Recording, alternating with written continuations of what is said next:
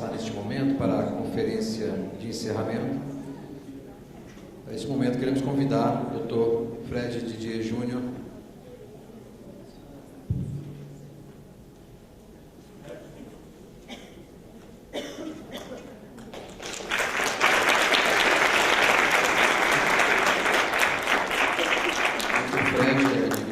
Pela USP, advogado, integrou a comissão de juristas que participou da elaboração do texto do novo Código de Processo Civil. Para esse momento também compondo essa mesa de encerramento, queremos convidar os coordenadores do Congresso, a doutora Rita Dias Nolasco,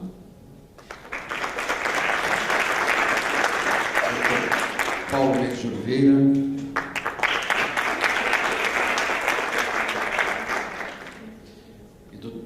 também o Dr. Marco Antônio Rodrigues. Queremos convidar também o Dr. Leonardo para estar compondo.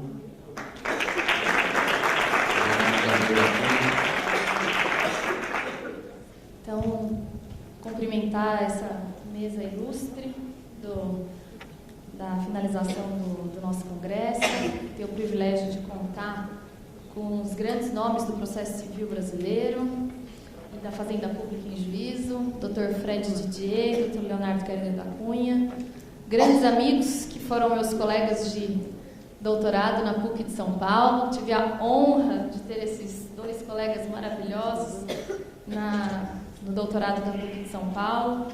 Privilégio, de ter conhecido eles e ter acompanhado mais de perto a brilhante carreira que os dois têm traçado. Dizer que eu agradeço pessoalmente, estou muito feliz de vocês estarem aqui, muito honrada e muito obrigada por vocês estarem aqui participando desse congresso. Agradecendo novamente o Centro de Altos Estudos da Procuradoria da Fazenda Nacional da Terceira Região, que me possibilitou essa oportunidade. Agradecer o Procurador Regional da Fazenda Nacional, Dr. Leonardo Curti, que foi quem me nomeou para o Centro de Altos Estudos. Agradecer também o Procurador-Geral da Fazenda Nacional, Dr. Fabrício da Soler, que apoiou esse evento. Dizer que foi muito enriquecedora a parceria na coordenação desse congresso, com o Dr. Paulo Mendes, com o Dr. Marco Antônio Rodrigues também, dois grandes amigos que eu admiro cada vez mais, que eu aprendo muito. Agradecer a todos que participaram. E agradecer, dizer que as grandes instituições têm olhos no futuro, apoiam ideias, novos projetos. Então, dizer assim que eu queria muito ter a oportunidade de trazer a doutora Annelise para falar desses novos projetos da Procuradoria, que a gente tanto se orgulha, apesar de todas as dificuldades que nós estamos enfrentando, dizer que a realização desse evento, com a presença de docentes de diversos estados do nosso país, realmente vem nos brindar nesse momento, nos trazer um ânimo novo, um bom ânimo de continuar caminhando, de continuar em frente, que a gente vai chegar lá. Dizer novamente que então, esse evento está sendo filmado, todos os nossos colegas terão a oportunidade. Agradecer novamente o apoio do FGTS, da ANAP, da AJUF e do Simprofaz, que nos ajudaram bastante na realização desse evento.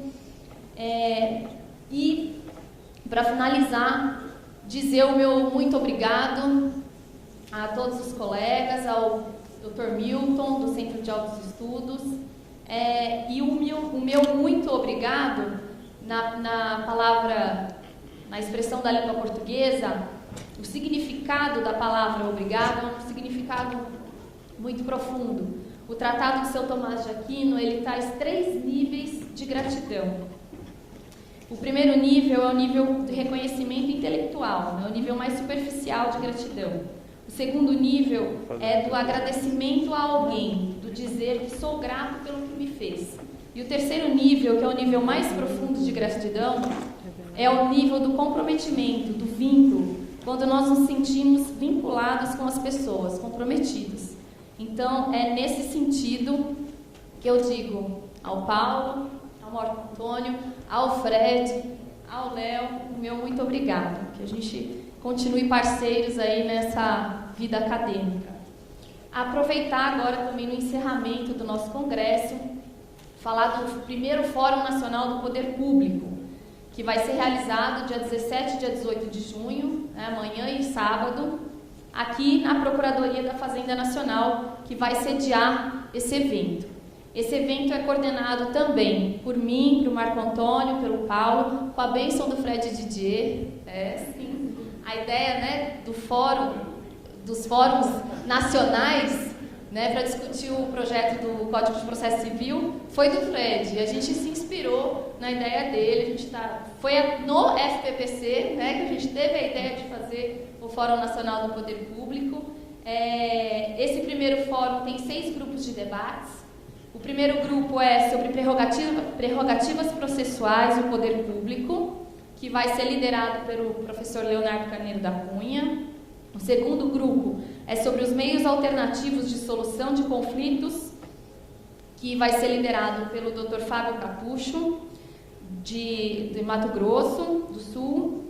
O terceiro grupo é o poder público e a litigância de massa, precedentes, aspectos econômicos do processo, que será liderado pelo Dr. Fábio Monerá, de São Paulo. O quarto grupo é sobre o novo Código de Processo Civil e o mandado de segurança, que vai ser liderado pelo Dr. Ronaldo Campos, do Rio de Janeiro.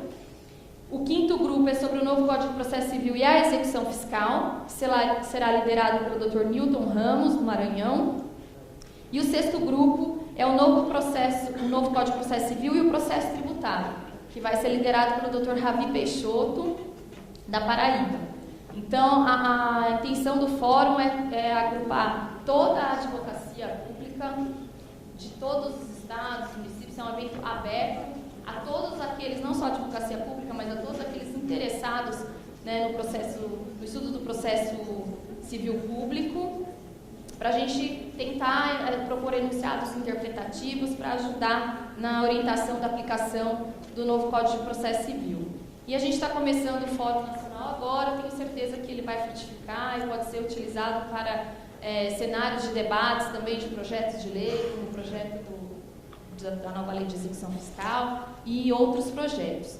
E deixar, assim, registrado meu profundo agradecimento aos secretários gerais, doutora Fernanda Pilar, minha amiga querida, procuradora da Fazenda Nacional, que trabalha comigo, uma pessoa excepcional, muito esforçada, que também ajuda em todos os projetos. Já vou convocar o Felipe e a Flávia também aqui para o fórum. Dizer, Fernanda, que assim, essa parceria de trabalho é realmente fundamental. Dizer que a ajuda de vocês para que esse fórum se concretizasse foi realmente fundamental. A Fernanda e o Rodrigo Gismondi, que é do Rio de Janeiro, que trabalha diretamente com o Marco Antônio. Então está feita aí a propaganda do fórum, está feito o convite, tá? Amanhã, às 9 horas da manhã, quem quiser pode fazer a inscrição na hora, escolher o grupo que gostaria de participar, estão todos convidados. E passo a palavra então para o Dr. Paulo Mendes. Boa tarde a todos. Mais uma vez agradeço aos queridos Rita e Paulo por essa oportunidade que nós tivemos de juntos montarmos o Fórum Nacional do Poder Público. Também trabalhamos na gestação desse congresso, parabenizar a PFN por essa oportunidade de capacitação. Lá na Procuradoria do Estado nós também já fizemos um evento no primeiro semestre grande, vamos fazer outro no segundo semestre, então logo esteja modelado, vamos enviar aí o convite também para os colegas da PFN que têm interesse de estar lá conosco. E gostaria só de enfatizar aqui a importância do Fórum Nacional do Poder Público no nosso contexto de advocacia pública, porque os colegas já devem ter visto que nós estamos tendo eventos, inclusive corporativos, como houve no ano passado, no segundo semestre do ano passado, um grande evento da magistratura, que foi um congresso que editou uma série de enunciados, inclusive alguns enunciados altamente criticáveis do ponto de vista do jurisdicionado. Então, o sentimento, quando houve essa ideia a partir aí do nosso padrinho Fred Didier, é realmente que a gente possa, livre de ideologia, que a gente possa sentar aqui durante 2 dias debater temas nevrálgicos relativos à nossa atuação, fazer enunciados que vão ser votados no sábado aqui em plenária, e a partir disso nós vamos fazer a Carta de Brasília, que terá todos os participantes indicados, e que todos possamos, inclusive, oficiar aos tribunais com que trabalhamos para envio dessa Carta de Brasília, realmente que a gente possa fazer diferença, contribuir com a interpretação do novo Código de Processo Civil pelos tribunais, até porque, já que o Código vem com uma perspectiva pluralista, uma perspectiva de contraditório, quem sabe nós, enquanto advocacia pública, sobretudo, apesar de, como disse a Rita, um evento aberto também a outras instituições, a outras pessoas que não só advogados públicos, mas que nós possamos, por meio desse ambiente plural, fazermos uma contribuição relevante para essa interpretação. Inclusive, nós já até marcamos o 2º fórum já para o ano que vem, no Rio de Janeiro, na mesma data do que está ocorrendo aqui em Brasília, para o qual vai ser na PGE do Rio. Nós também temos um auditório como esse aqui, praticamente do mesmo tamanho, todos já estão mais do que convidados, e então acho que poderíamos até já fazer intimação pessoal dos colegas aqui para estarem conosco. Então,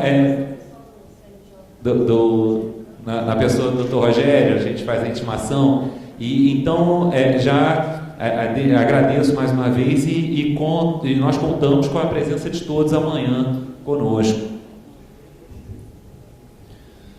Boa noite já a todos. Eu não vou demorar mais de 2 minutos falando, eu só quero fazer alguns registros que eu acho bastante importantes.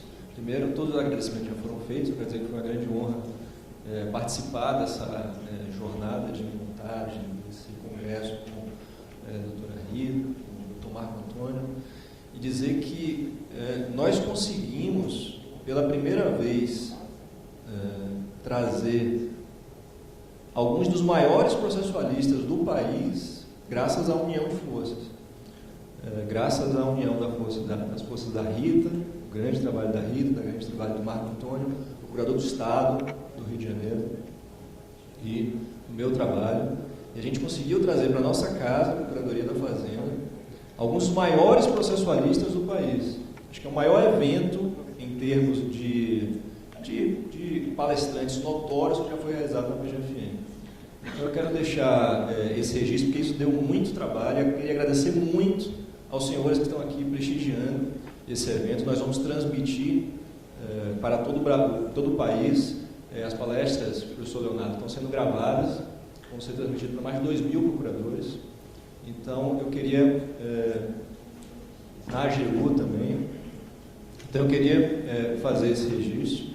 Queria agradecer muito aos palestrantes que se fizeram presentes. Nós discutimos aqui temas dos mais importantes que estão em voga hoje na doutrina nacional, que envolvem o poder público. Estamos registrando uma virada de página na concepção da justiça civil no Brasil. Uma virada de página em termos de autonomia privada do processo, em termos de possibilidade da gente negociar regras processuais, uma nova concepção da teoria dos precedentes, que vai mudar toda a conformação do processo. Então, o novo código traz uma nova realidade, e esse evento serviu mais uma vez para nós registrarmos isso aqui com palestras de alta profundidade, como eu disse, com os maiores processualistas do país.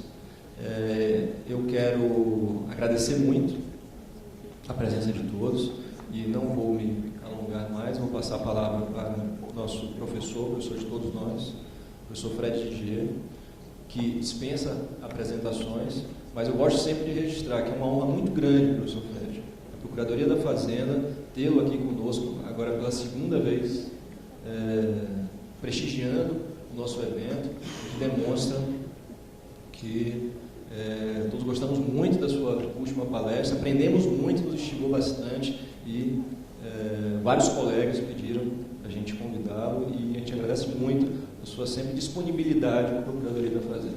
Com a palavra, professor Fred. Boa noite a todos, meus caros. Satisfação voltar aqui a esse auditório, menos de 6 meses depois do evento de dezembro, ou 6 meses depois do evento de dezembro. Obrigado pelo convite mais uma vez. Eu que sou, entre entre aspas, intruso, né, nessa discussão toda. Não sou advogado público, sou advogado do outro lado, normalmente a gente advoga contra. E aí vocês me chamam para poder falar, eu me sinto bastante prestigiado e querido por todos. Então, eu vou tentar ajudar todos vocês com algumas reflexões sobre o código. Né? Marco me pediu, colocou como tema da minha exposição, novos paradigmas. Veja que é um guarda-chuva que permite que eu fale sobre absolutamente qualquer coisa. Só que eu montei uma palestra com esse tema. Eu já montei uma palestra. Assim, eu tenho uma palestra que é um pouco variável, porque depende do tempo que eu tenho. Então, posso fazer uma palestra de 1h30, 50 minutos, 30 minutos. Mas é uma estrutura. E é uma estrutura inspirada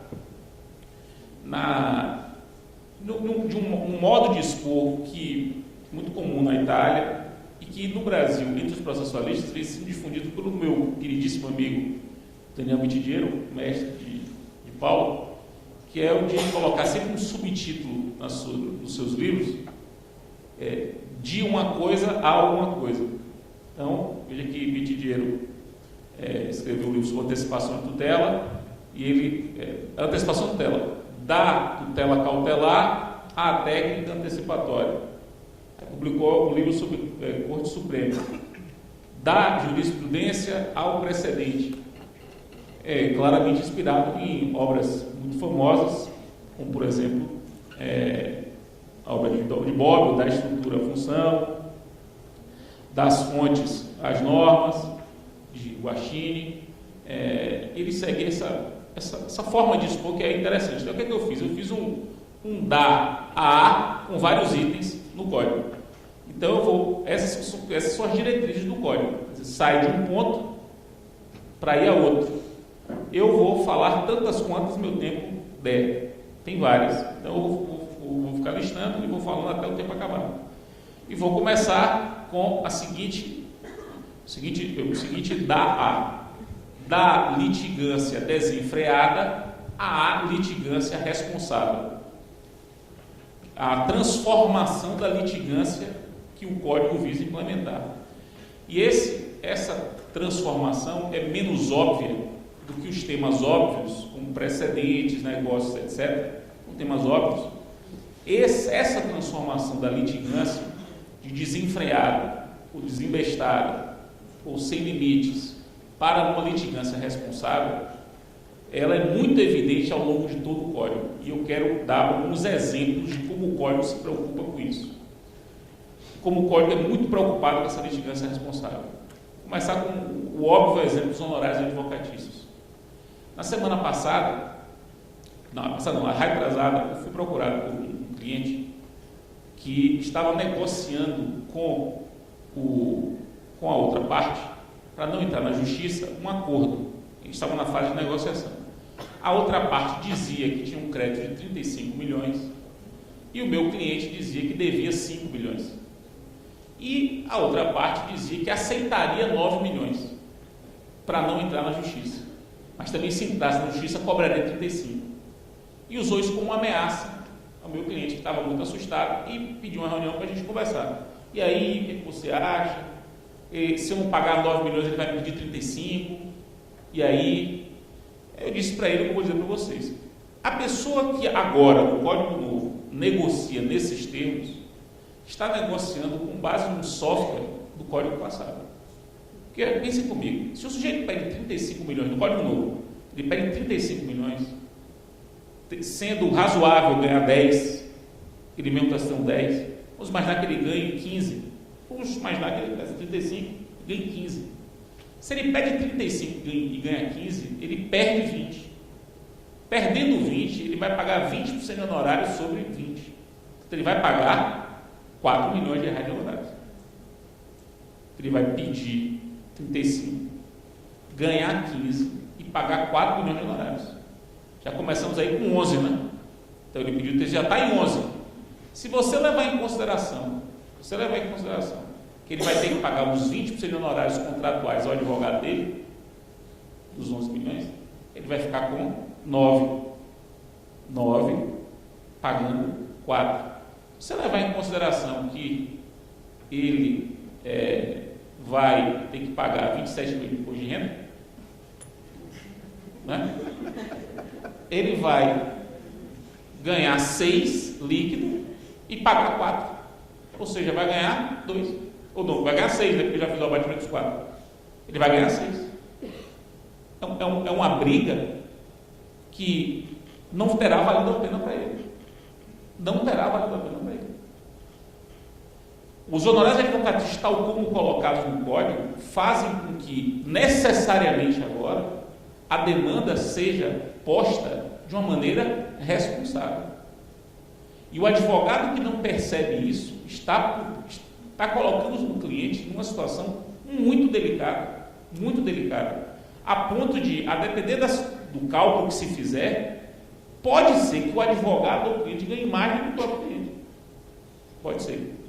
Quando não houver hipótese em que o cliente peça algo, ganhe e não leve nada.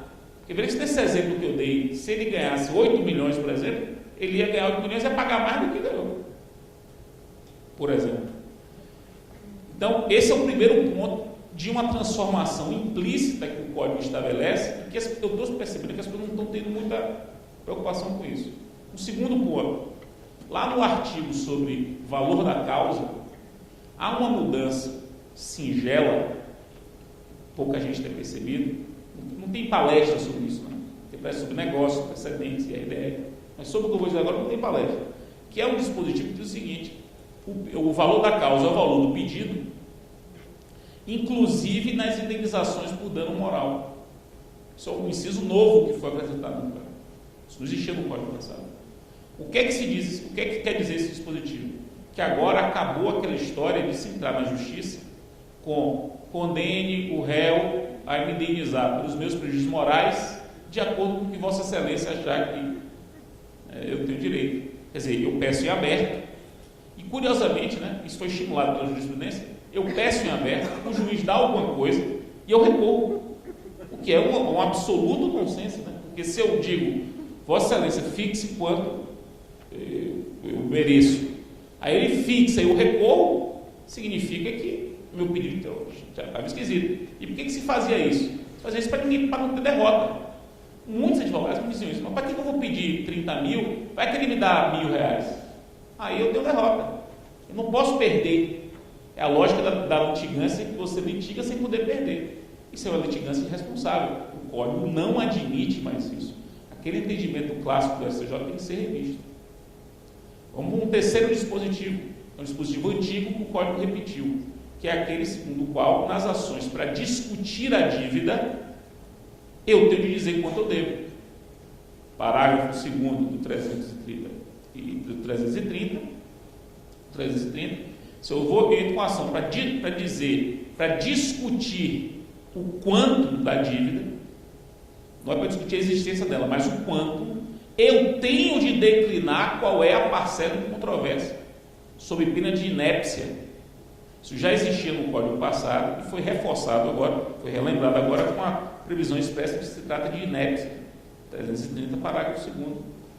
Se você for na prestação de contas, mais um exemplo, ação de prestação de contas, que agora é ação de exigir contas, aquele que quer exigir contas de alguém não pode simplesmente dizer o seguinte: não concordo com nada, preste conta de tudo, de toda a nossa relação.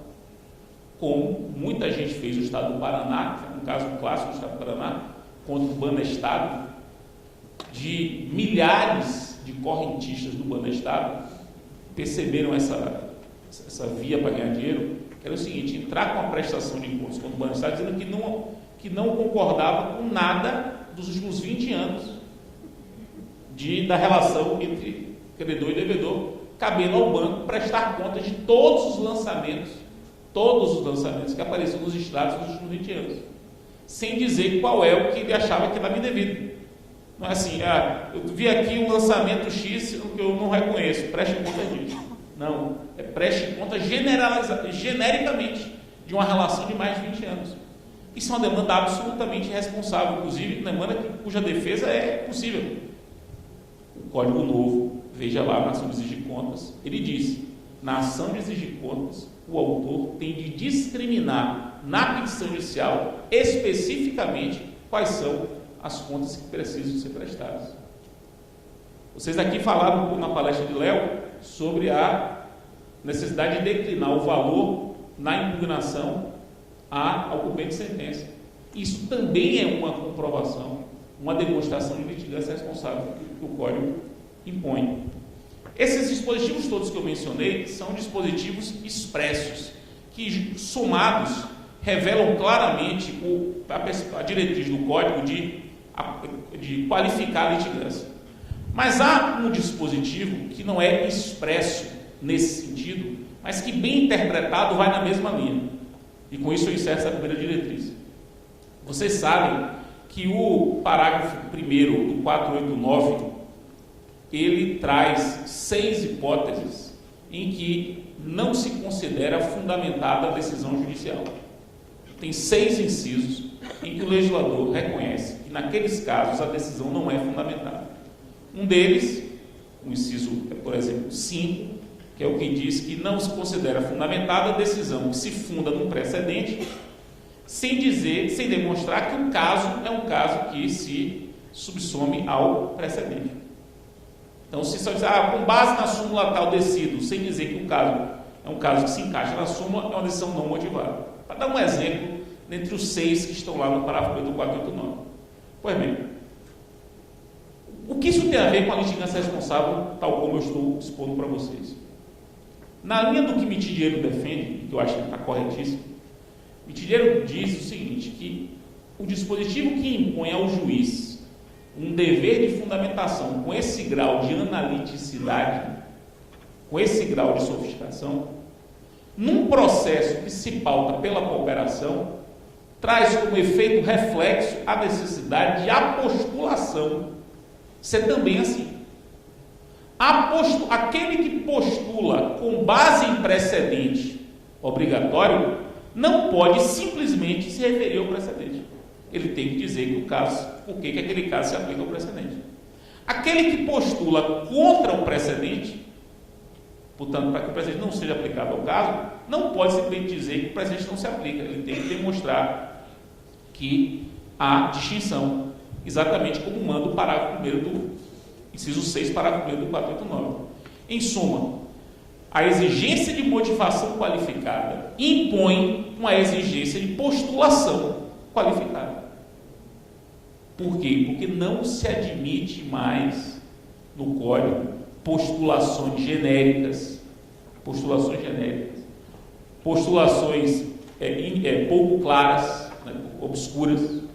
A litigância tem que ser precisa, clara, de modo que o contraditório seja preciso e a decisão seja tão completa quanto possível. Então, essa é a primeira diretriz que eu gostaria de destacar. Vamos agora à segunda diretriz. A segunda diretriz é o seguinte, vamos dar um nome para ela, né?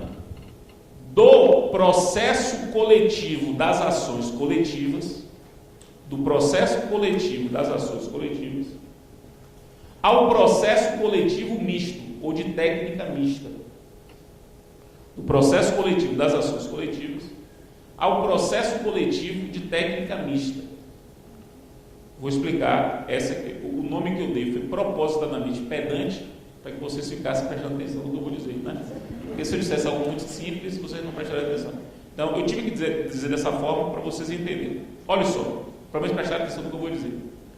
Todos nós aqui estudamos o processo coletivo a partir da perspectiva das ações coletivas. Então, a nossa ideia de processo coletivo é a ideia de ação coletiva. Aquela ação proposta por aqueles legitimados para tutelar direitos difusos e coletivos e individuais homogêneos, que tem o propósito de obtenção de uma coisa julgada coletiva. Então, é uma ação por alguns legitimados, por determinado objeto, para obtenção de uma coisa julgada coletiva. Essa é a perspectiva tradicional do nosso processo coletivo. Só que de uns anos para cá, de uns 10 anos para cá, desde a implantação dos repetitivos, 10 anos mais ou menos, consagrando agora no Código que não só melhorou o regramento dos repetitivos, como criou o IRDE, nós desenvolvemos no Brasil uma outra técnica de tutela coletiva, que não é por ação coletiva, que é a técnica do julgamento de casos repetitivos. O julgamento de casos repetitivos é uma técnica de processo coletivo. Só que é uma técnica de processo coletivo que não se confunde com a ação coletiva. Veja bem, quando se instaura um IRDR, você está instaurando um processo coletivo. Portanto, está instaurando um processo que tem por objeto uma situação coletiva. Só que esse processo não é uma ação coletiva. É um outro processo coletivo que tem outro propósito, outra estrutura técnica distinta da ação coletiva. Mas ambos são processo coletivo. E aí você vai perguntar, mas por que é diferente? As diferenças são inúmeras. Começar pela finalidade. Perceba que o julgamento de casos repetitivos, o propósito do julgamento de casos repetitivos é gerenciar um passivo de casos que estão pendentes e firmar um precedente obrigatório. Precedente obrigatório. Não tem nada a ver com coisa julgada. A coisa julgada é o propósito de uma ação coletiva. Terminada a ação coletiva com decisão de mérito, você vai ter coisa julgada coletiva. A coisa julgada sobre aquela situação jurídica litigiosa. No julgado IRDR, você não vai ter uma coisa julgada sobre a questão repetitiva. E você vai ter um precedente sobre a questão repetitiva. E aí já muda tudo. Porque uma coisa julgada pode ser discutida de uma maneira, rescisória, por exemplo. Um precedente pode ser discutido de uma outra maneira. Então essa é a primeira diferença. A segunda diferença, quem é que pode propor uma ação coletiva? Aqueles legitimados lá do artigo 5º da Lei de Ação Civil Pública. Quem é que pode provocar um IRDR? A galera do Brasil pode provocar um IRDR. Basta pensar que qualquer sujeito de processo onde uma questão repetitiva se encontra, pode provocar o IRDR. Então, a provocação do IRDR é quase que universal. Portanto, o IRDR, eu falo que o IRDR é como sinônimo de casos repetitivos. O IRDR acaba sendo uma tutela coletiva que pode ser acionada por praticamente todo mundo, diferentemente da ação coletiva, cuja legitimidade ativa é muito restrita. Terceira diferença, o objeto. Não é qualquer assunto que pode ser objeto de ação coletiva.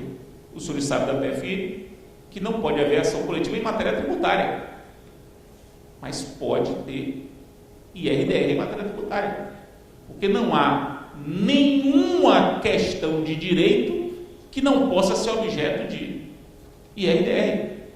Qualquer questão de direito pode ser objeto de IRDR, e nem toda questão de direito pode ser objeto de ação coletiva. E veja que o IRDR pode ter por objeto questão processual, que não vai poder ser objeto de uma ação coletiva, mas pode ser objeto de IRDR. O que é que eu quero mostrar para vocês, meus caros? Eu quero mostrar que o nosso repertório sobre tutela coletiva, que todo ele foi formado para compreender as ações coletivas, tem agora que ser ampliado para compreender o IRDR também como um instrumento de tutela coletiva, com nuances, com características distintas. Inclusive, meus caros, os senhores sabem, é plenamente possível que haja uma concomitância de ação coletiva com IRDR. É possível que isso vai acontecer. E aí surgem os problemas relacionados às interações entre casos repetitivos e ação coletiva. São problemas interessantíssimos. A começar, um exemplo. Se a questão repetitiva aparecer em uma ação coletiva, ela aparece em ação coletiva e em ações individuais. A mesma questão aparece em ações coletivas e ações individuais. A mesma questão de direito. Qual será o caso piloto? Qual será o caso a ser escolhido como representativo da discussão? É um problema. O que é que a doutrina está propondo? Antônio Cabral propôs isso, eu acho que ele tem razão. Que havendo entre uma causa individual e uma causa coletiva, ambas discutem a mesma questão, preferem, para fins de caso piloto, a ação coletiva. Imaginem, meus caros, que a ação coletiva escolhida como causa piloto, o titular da ação coletiva abandone ou desista. Porque é possível, né? No caso piloto, o piloto desistir ou abandonar. Desistência ou abandono, diz o código, não impedem o prosseguimento para a fixação da tese. Mas eu lhes pergunto, e se a desistência ou abandono se der num caso piloto, que é uma ação coletiva? Aí nem poderá haver desistência. Vai ter que prosseguir para julgar o caso piloto. Essa desistência é ineficaz, porque nas ações coletivas a desistência é ineficaz, tem que gerar sucessão processual, o que vai gerar uma situação curiosa. Imagine que uma associação seja o piloto, ela desiste. Não, essa desistência é ineficaz. O Ministério Público, que era fiscal da lei, vai ter que assumir a titularidade do caso piloto. Nada disso o código regula. São interações que vão surgir da prática de um sistema que é misto. O sistema é misto. O sistema de tutela coletiva no Brasil não se exaure nas ações coletivas. O sistema de tutela coletiva no Brasil é agora um sistema com duas técnicas que vão ter que conviver com propósitos distintos, e vocês, que são advogados de litigantes habituais,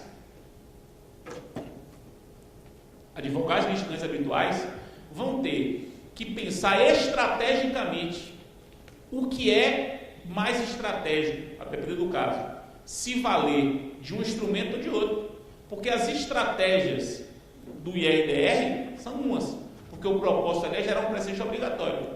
As estratégias na ação coletiva são outras. Um exemplo prático: se você perde uma ação civil pública no TJ da Bahia, uma sentença de procedência contra você, no TJ da Bahia, você perde e não recorre, coisa julgada. Coisa julgada. Um abraço, perdeu. Coisa julgada. Se for um IRDR que você perdeu no TJ da Bahia e não recorre, você forma um precedente, mas só na Bahia. É um precedente que vale para a Bahia. Não tem coisa julgada. Vai ter um precedente para a Bahia. Se for numa ação coletiva, você perde e aí é coisa julgada. E coisa julgada, os senhores sabem, valerá onde for, onde houver necessidade que ela vale. Se você perde na Bahia e a coisa julgada tem que produzir efeitos no Amapá, vai produzir efeitos no Amapá. E a coisa julgada não tem problema. Ela vai produzir onde tiver que produzir. Então, isso é uma questão de estratégia que vai ter que se pensar claramente. A ação, vou dar um exemplo da Advocacia Pública da Bahia, que acho que merece um convite desse fórum para os procuradores do Estado da Bahia explicar a estratégia deles nos IRDRs. Os caras fizeram uma estratégia sensacional, eu reputo sensacional. O Estado da Bahia foi o primeiro a propor a solicitar IRDR lá. Eles passaram para o ano de 2015, um grupo lá, eles fecharam.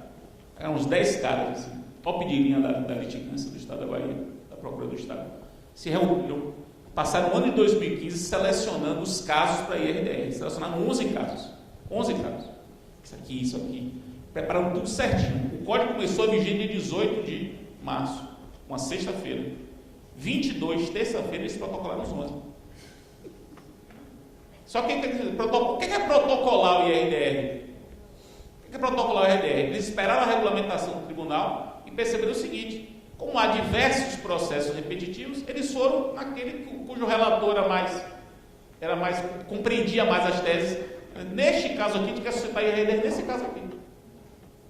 Isso é estratégico, meus caras. Vocês podem fazer isso numa ação civil pública? Não podem. Mas no IRDR vocês podem. Esse caso aqui é o caso que está mais bem instruído, é o melhor relator. Vamos ter que fazer com que ele afete para ele ser o prevento e julgar não é julgar, é conduzir a discussão do IRDR. E foi o que aconteceu hoje, agora de manhã, recebi aqui o torpedo hoje de manhã, que eu pedi para ele me monitorar enquanto isso, porque eu fico muito ansioso, né, para poder saber o código vivo, né? O código vivo me deixa muito feliz. Então, ele me avisaram, Fred, os 3 primeiros foram admitidos hoje.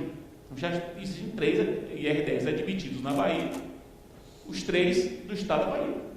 Numa estratégia de litigância que foi realmente estratégia, eles se prepararam para isso e conseguiram o propósito deles. São 10 mil processos discutindo isso. 10 mil processos. todos relacionados a, inclusive, matérias que não vão nem subir para recurso especial, porque é tudo matéria de direito local.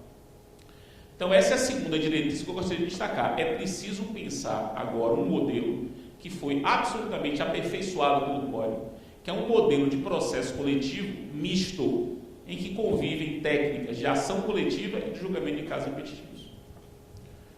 Vamos ao terceiro, como eu vou modular minha palestra, como disse você, é uma palestra 20 minutos, adaptável ao meu tempo. Uma terceira diretriz do Código evidente, eu disse, nós podemos chamar de da tutela diferenciada à tutela diferenciável. Da tutela diferenciada à tutela diferenciável. Uma transformação evidente do Código. Reparem bem, meus caros, tutela diferenciada é uma expressão muito cara para os processualistas brasileiros. Ela se disseminou nos anos 70, sobretudo aqui no Brasil, por obra de Proto Pisani, que é um processualista italiano, que escreveu um texto muito famoso sobre tutela diferenciada. O que ele chamava à época de tutela diferenciada? Para simplificar, tutela diferenciada é exatamente os procedimentos especiais, técnicas de especialização do procedimento para atender situações peculiares que não podiam ser tuteladas por um procedimento comum.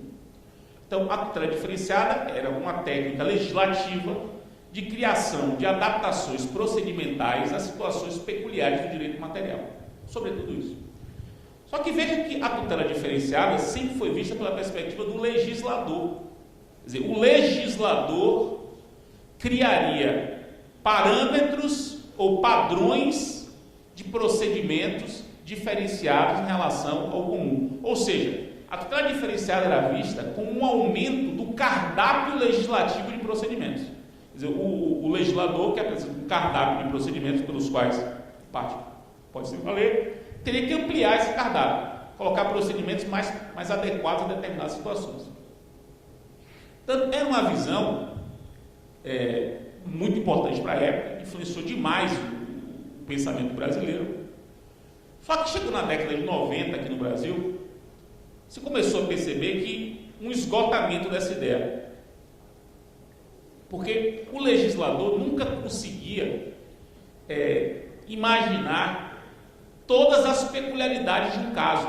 O legislador tem um limite de abstração, né? Um limite, ele vai para o ordinário.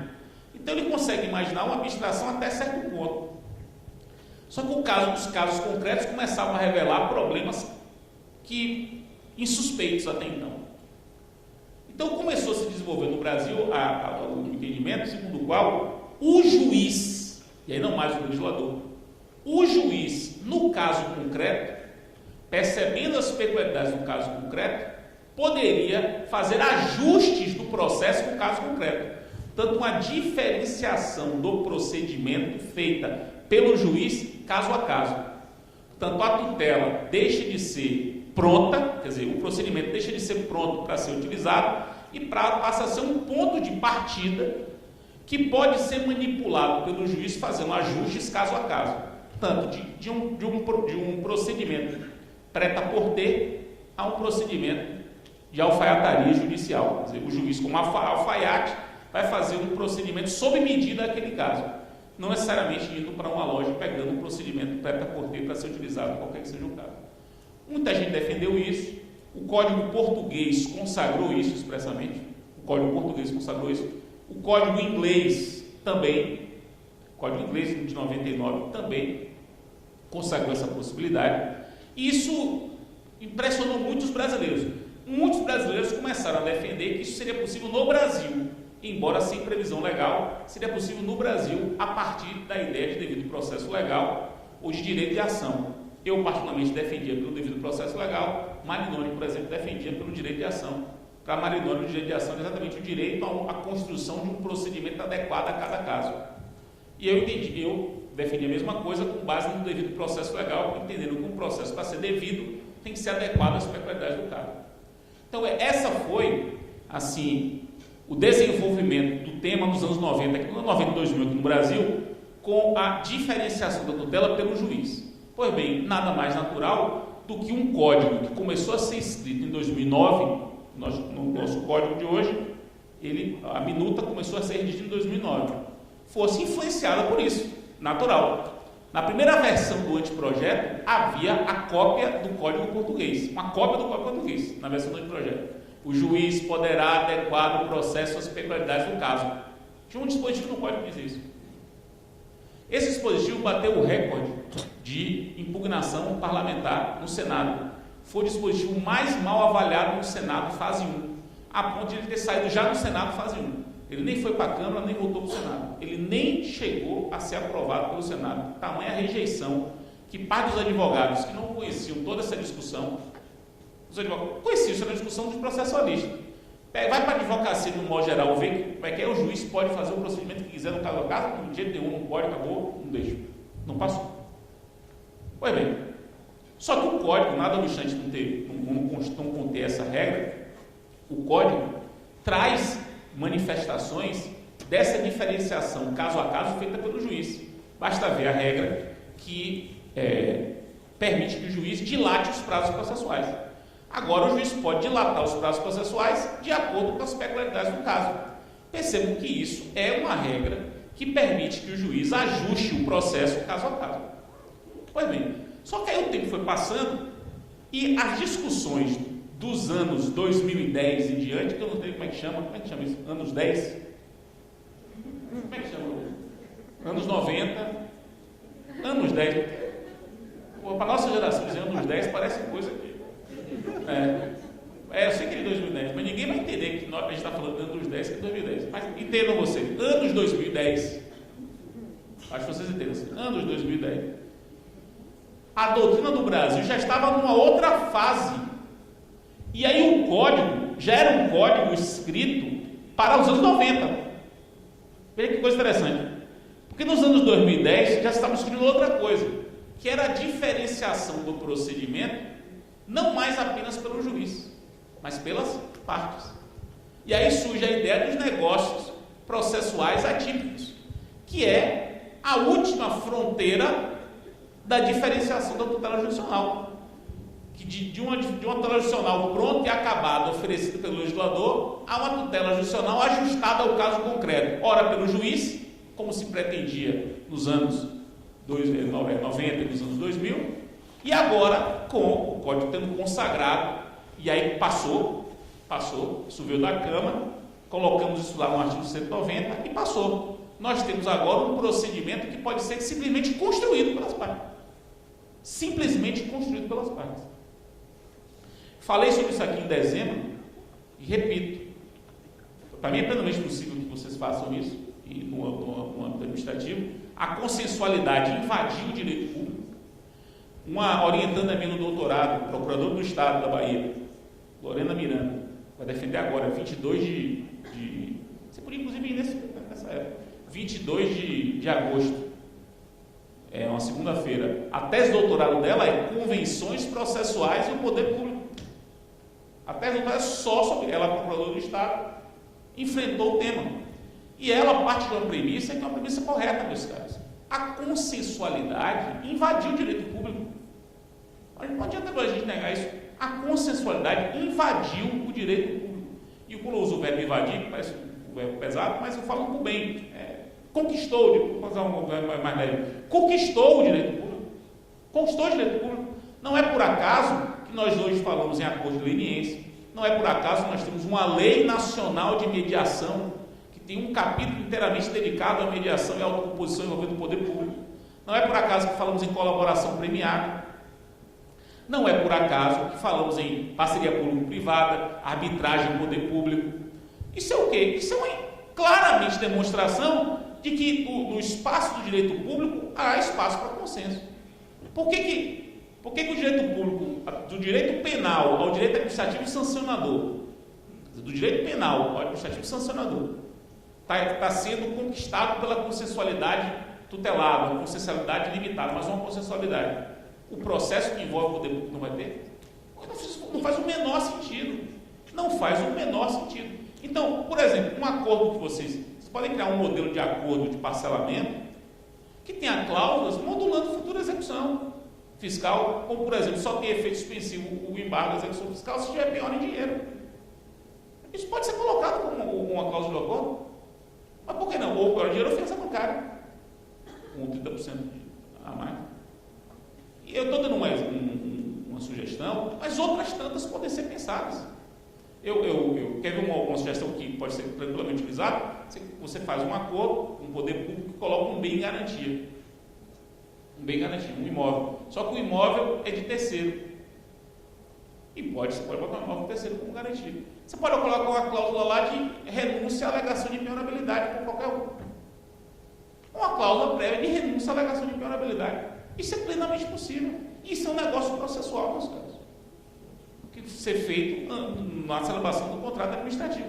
Vocês não elaboram contratos administrativos? O contrato administrativo não vai ter. Todo o contrato de locação no Brasil vai ter convenção processual. O contrato administrativo feito, elaborado pelo maior escritório de advocacia do Brasil, que é a Advocacia Pública da União, não vai poder ter uma convenção processual. Não vai poder ter um foro de eleição. Foro de eleição não é possível, é isso. Eu falava com o meu amigo Salomão, que é professor da Federal da Bahia. Salomão entende, tem um texto que ele defende que toda a competência constitucional é absoluta, inclusive a competência territorial das causas contra a União. Isso que é absoluto, porque é constitucional. Eu disse, mas Salomão, em lugar nenhum está disso na Constituição, e não faz sentido ser. Aí, por quê? Se fosse assim, não cabia convenção de arbitragem da União. Quando a União faz convenção de arbitragem, ela não está abdicando de litigar na Justiça Federal? Ela está abdicando de litigar perante a Justiça Federal, vai litigar perante um árbitro. Isso é inconstitucional? Ela está abrindo mão do 109 inciso 1. Quer dizer, num contrato aqui da PFN, que tem um contrato de locação aqui, não tem foro de eleição nesse contrato de locação? É um contrato que não tem foro de eleição. É o único contrato do Brasil que não tem foro de eleição. Veja que isso não faz sentido, o foro de eleição é um negócio processual. Então, veja, o Código transformou completamente. Deu uma meu guinada. Não se deve mais falar em tutela diferenciada no Brasil, só. É tutela diferenciável, como tutela ajustável às peculiaridades do caso, ou pelo juiz, observados certos limites, ou pelas partes, com base no 190, tanto a diferenciação negocial do procedimento.